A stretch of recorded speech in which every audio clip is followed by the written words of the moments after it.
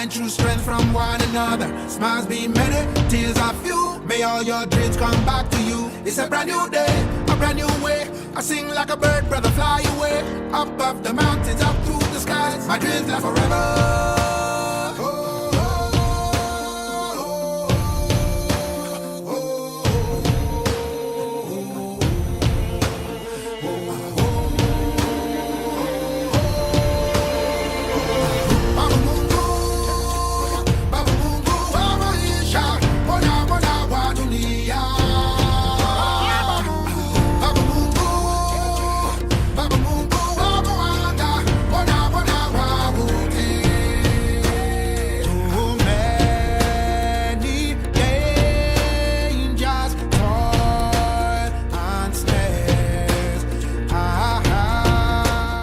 Today is our first ever Learning Festival in Clydebank High School, and I say first because I hope it's going to be repeated again and again and again.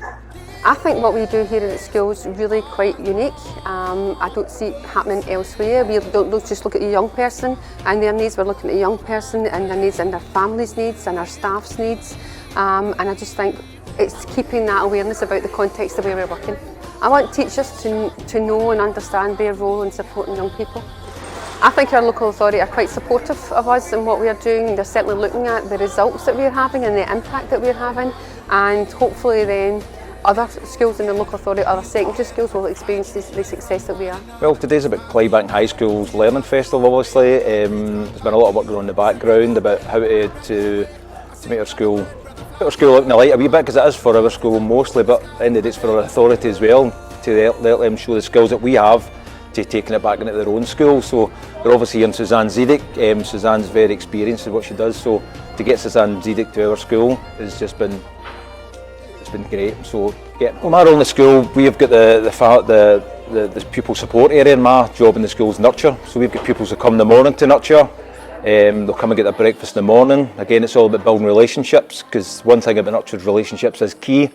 It's key to opening the doors of many things regarding pupils' stress and anxiety. So they come us in the morning, they'll get their breakfast. We do resilience group work, which is also another programme we do in the school. So far staff have been really loving it. I'm hopefully they're going to come back for their workshops and let us know how much they've been enjoying that.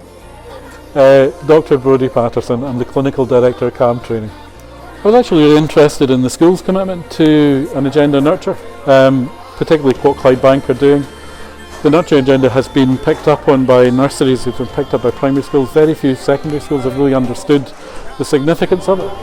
There's an oddity which goes on, which is parents understand the need for nurture and the significance of nurture when kids make the transition. They really understand they need to nurture their kids more. Actually, secondary schools historically didn't seem to get that. They didn't seem to embrace it to the same extent. So being able to be part of that conversation seemed too good an opportunity to miss. Yes, I'm Jackie Lynham, Head Teacher here at Clydebank High School. The Learning Festival is an opportunity to bring partners together across Western Bartonshire and further afield to really talk about what we do to support our young people and raise awareness of nurture and nurturing principles. We've obviously spent a lot of time and money in getting staff trained, but really for us as a school it's to keep the awareness at the front of what we're about and really to enhance relationships across the school community. I think for us as well, the fact that she comes from a psychological services background, scientist as well, I think to bring the research together with the practice, I think reassures me that as a school we are going down the right road. I think today as well, the fact that we had somebody there, you know, the authority representative from Education Scotland and authority people there. So it is the way to go. As a nation, I think, you know, there are a lot more schools that are taking forward nurture and mindfulness, but as a nation, you know, we have to do things differently because of the background of the youngsters that we have. Introducing myself today as Jackie McGoldrick, teacher of young people, teacher of art and design, and teacher of nurture. Yeah, and I was absolutely astonished at the number of stalls and everything that was going on. Because I went into the dinner hall and it was like, wow, what is happening here? Total transformation. It was incredible, and it was great. It was great to see the actual hall where the presentations were. They were completely filled with people, and they were all engaged, which was great. It was really, really good. because I believe so much in what we do here in Nurture, I thought it was really important for me to get that across to the people who came to the workshop. And you know, afterwards you're thinking, oh, I should have said this or I missed that out. But I think when you actually are delivering that and you're listening to yourself, you just think, oh, we're dead good. You know, there's always room for doing more, and we're not maybe there yet, but will there ever be there yet? Because you're continually learning. It was focusing on nurture and how we learn together. I was learning together and the learning together, and I hope I got that across.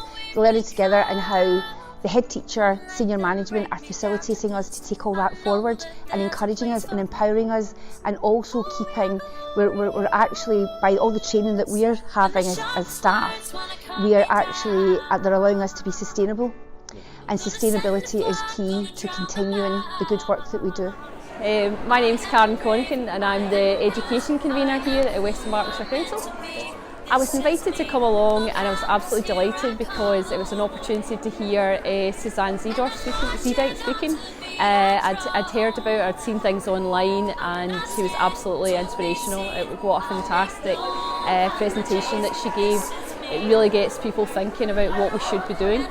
I think it makes teachers and and other professionals within schools, the school setting, think about how they go about things, how they approach relationships with young people, how they interact with them, and what other challenges that are maybe going on within that young person's life, but also how they react and interact with their peers, other staff members as well, and what might have been on there. It gets you thinking about everything.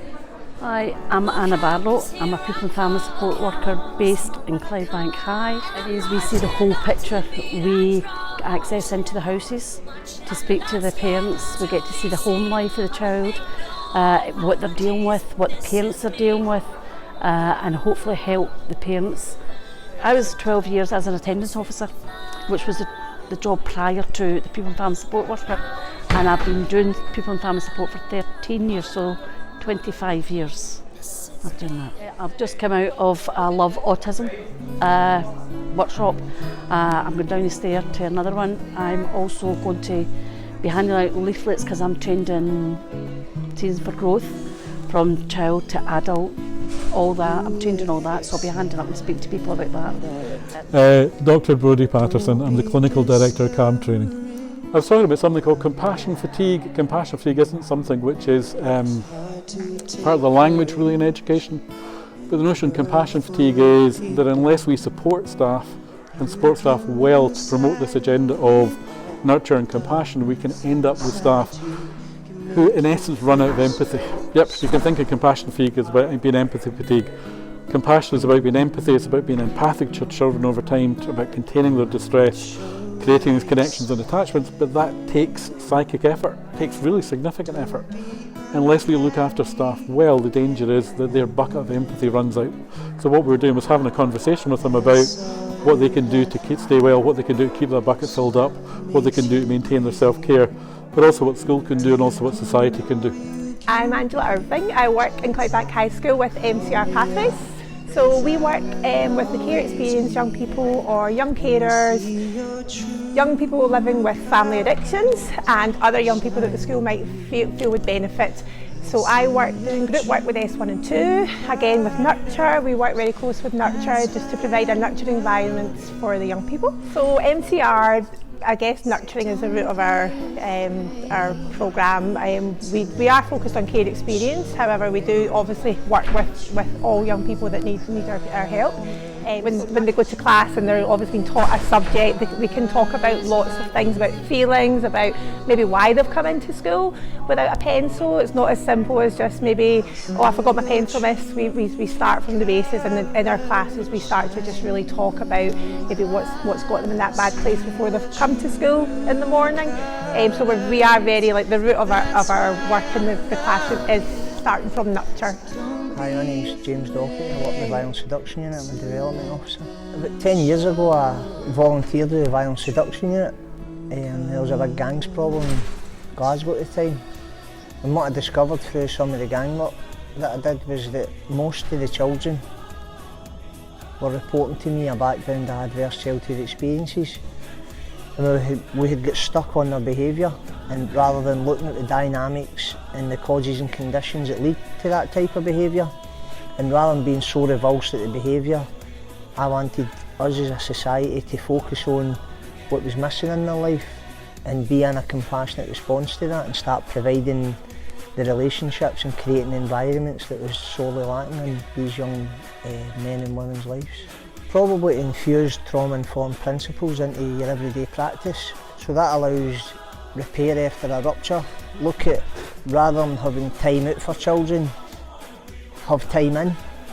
So create relational closeness rather than relational distance, because a lot of the time we default to the old way of doing things. It's about suspending, exclusion, which is about relational distance, which cultivates resentment and frustration in young people. And what I know about young people is that frustration is the engine room of unmet need. So if we create relational distance, then we're exacerbating that unmet need. So it's about creating relational closeness. No, just thanks for having me along, and I was saying to Jerry in there, there's a sense of togetherness in this school anyway. You feel it as soon as you come in, and if I can feel that energy coming into the school, then that tells me that he's already doing a lot that's right. Come back home and we will